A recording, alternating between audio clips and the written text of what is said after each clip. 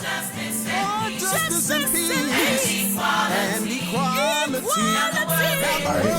Game Changers Magazine, Game Changers Media Network, Voices of the Village podcast, where change starts a conversation. We're back with Dr. D. Terrence Foster, author, real doctor. Yes. not just the D-Dar behind his name, you know. Yeah. But like I know we got to talking and like jump right into the stress and everything that we did, you know. But who is Dr. D. Terrence Foster? Tell us who is Dr. Foster? As, you know, some of the accolades. What you got going on? Not a great speaker about myself, but I'll do the best. Well, I'm a double-boarded certified medical doctor. Okay. I'm boarded in physical medicine and rehabilitation and pain management. Okay. So that's 2 board certification. And I've been practicing interventional pain medicine and medicine in general for over 30 years. So over 30 years as a practicing medical doctor. Okay. And my field of expertise has to do with rehabilitation medicine, pain management, stress management, and of course having a wealth of experience in medicine, pain, stress has also contributed to me writing an effective book on stress, which this book in part was a stress book, 40 plus ways to manage stress and enjoy your life, has won more than 100 literary awards internationally. And as you know, it's all over the place. If you go on the internet or wherever you go, you'll find the stress book. It's everywhere. It's in 4 format. It's hardcover, paperback, and as well as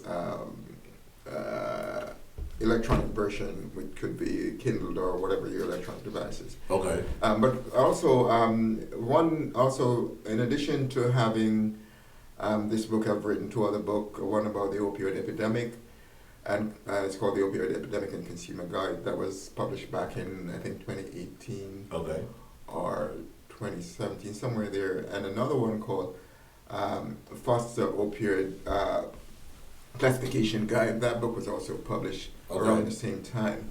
And I've been awarded quite a few other awards related to community service and academic awards as well. Oh man, that's awesome, man! And you're actually a pain doctor. Yes, I'm a board certified pain doctor.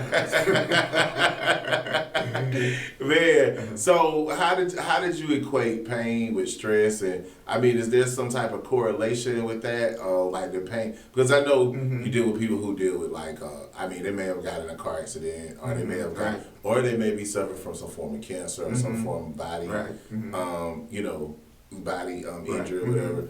But how did you equate the stress? Like, how did you make the dots connect and say, hey, I'm over here doing pain, but hey. Well, here's the thing. Stress often leads to anxiety. Okay. And partly when, let's say, the stress factor is related to pain. Okay.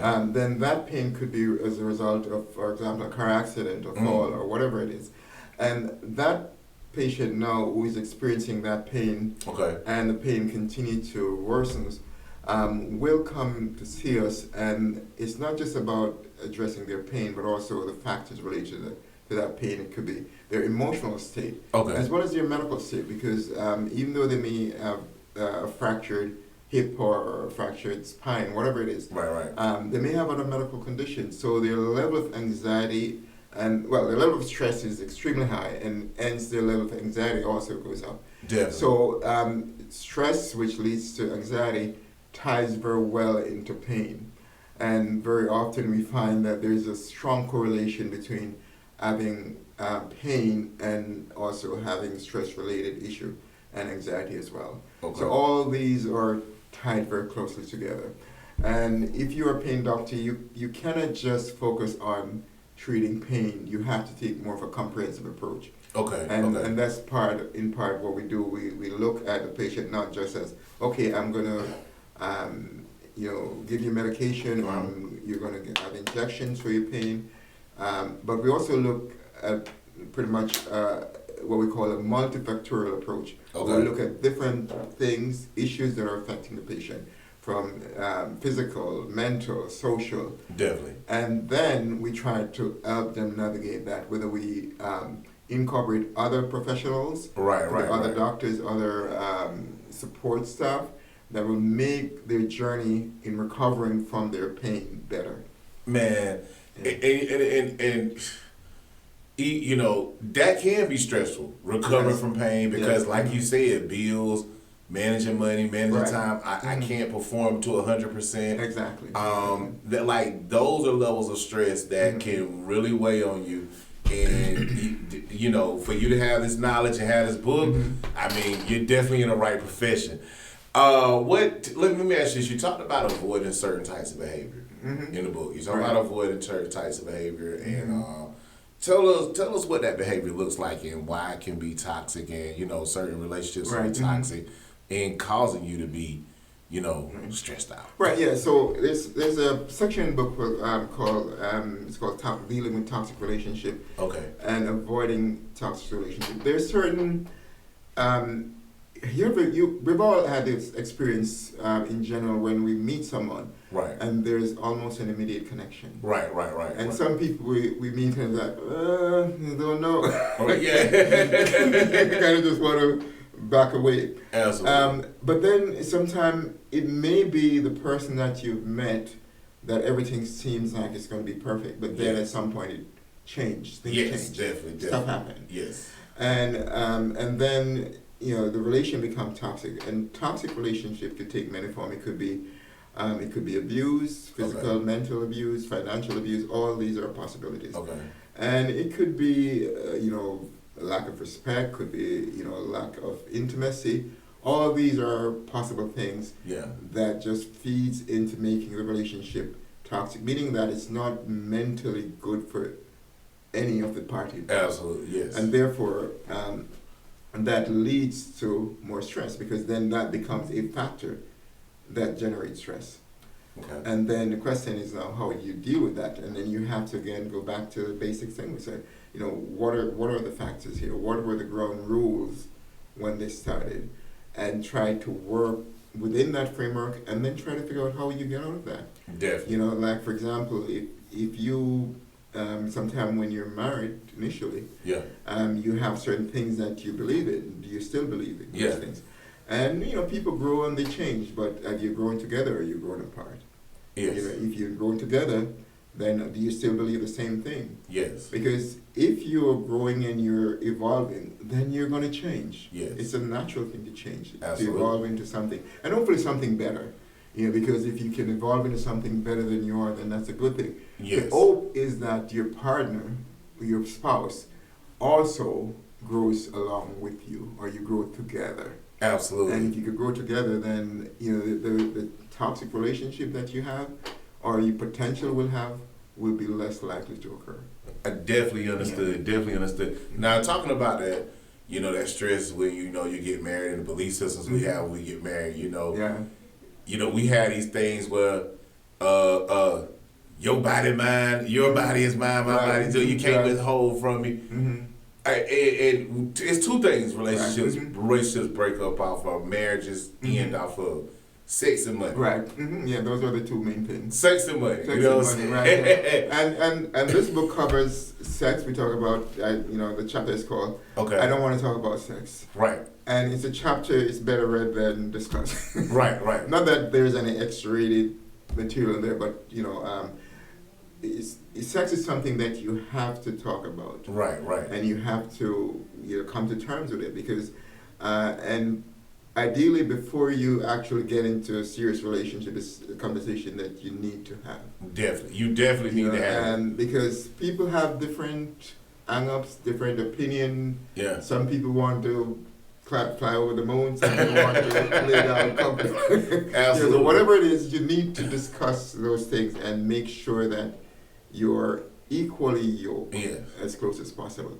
Now, you know, there'll be differences. Yes. But at least if you know what the differences are, then at least you could live a life which is less stressful, because you've resolved those issues ahead of time. Absolutely.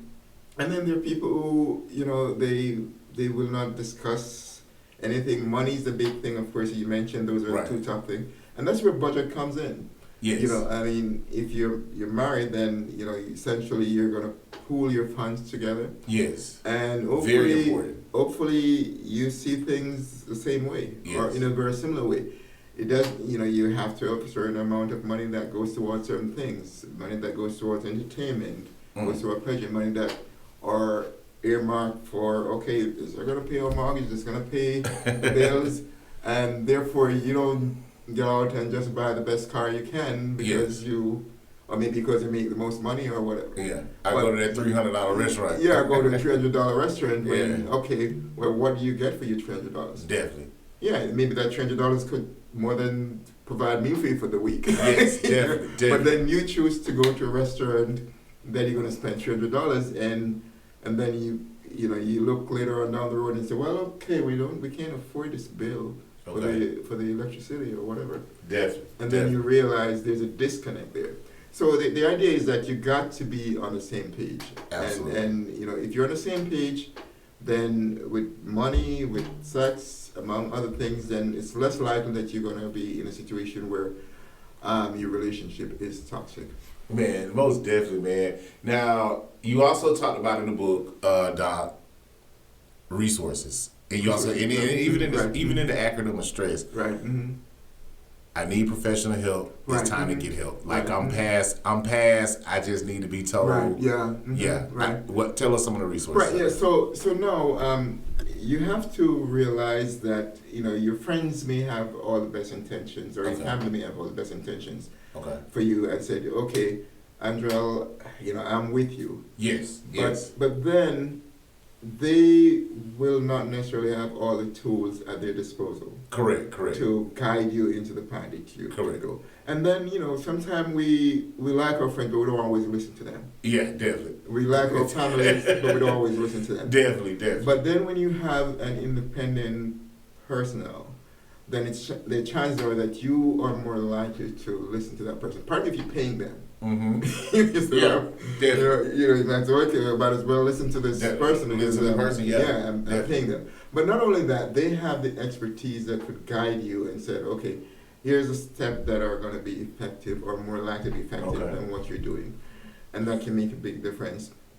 Because the moment you choose to do that, then you're in a better place. And this professional for stress comes from, you start with your primary care doctor. Yes, it definitely does. You know, then you look at the possibility of either a psychologist or a psychiatrist, or sometimes even a social worker, clinical psychologist. There's so many options out there, and they could sit with you, they could sort of dissect some of the challenges that you're having, look at what the factors are that you're stressing, try to figure out what is it that's really the main thing. Because sometimes you'll find that if you resolve one or two things, then the other things fall into place. They definitely do, man. For example, if you have an issue with budget, and you're doing crazy stuff with your money, but you fix that, then guess what? You're not going to be worried about how do you pay your bill.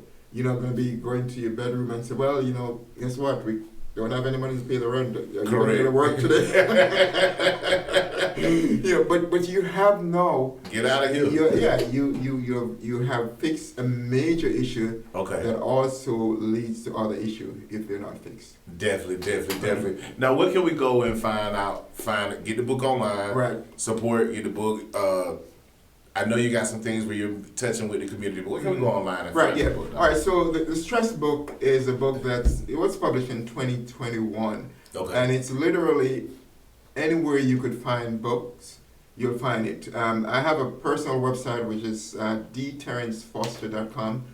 And that's D, the letter D, Terrence, Terence, Foster.com, dterrencefoster.com. So that's the website. But if you go on Amazon, if you go on Barnes & Noble website, or if you just Google the Stress book, it will come up. Because it's out there. It has won, as I said, over 100 literary awards international, not just in the United States. So it's a book, and it's been a bestseller on Amazon in the United States, in Canada, in Australia. I think in the UK it was number 2 or 3 in the UK on Amazon. So it's a book that has been around, and it's a book that has helped a lot of people, and it's been validated. You'll see by the number of awards and the caliber of literary agents that have endorsed this book. Definitely. So, 300 pages. Yeah, it's almost 300 pages. And then it's also available if you love hardcover or hardback. It's available in hardback or paperback. Okay. Or if you like the electronic version, it's available in electronic version and audio version as well. So you have all those options available for the book. And you could find, as I said, just about anywhere. And it's called The Stress Book. And if you type in The Stress Book anywhere, or you type in D. Terrence Foster, you will come up and see The Stress Book available. Man, phenomenal book. I'm glad I got my copy.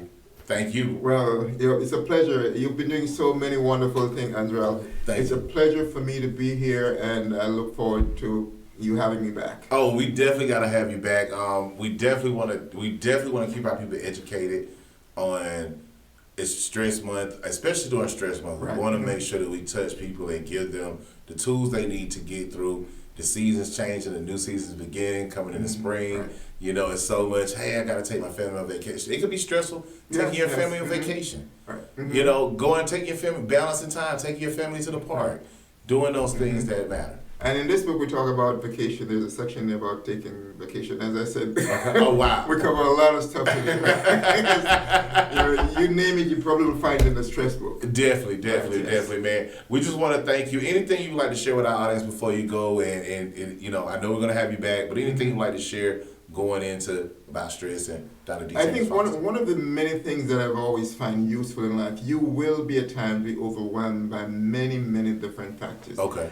And we try to solve all of them at the same time. And the best way to do is take these things one at a time. Yes. And take things in strides. Don't try to solve tomorrow's problem today. And if you're taking things in stride one at a time, you, by definition, are on the path to reducing your stress because you're not so overwhelmed by doing 10, 20 things at the same time. You just start one at a time, and it will make a big difference in your world. That's a simple thing that everybody can do.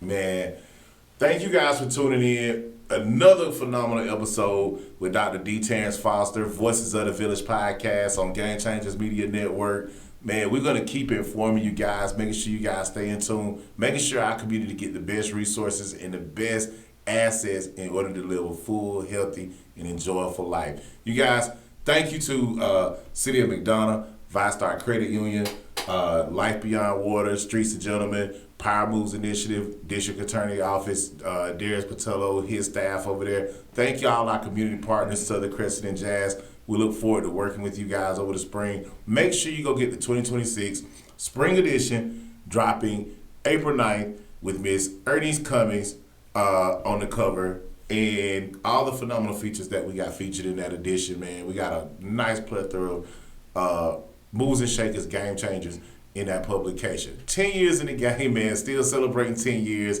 doing what we do best. Game Changers Magazine, Game Changers Media Network, Voices of the Village podcast, where change starts with conversation. Thank you guys for tuning in. Ease up. Justice and peace and equality. Now the world they will see. That's why.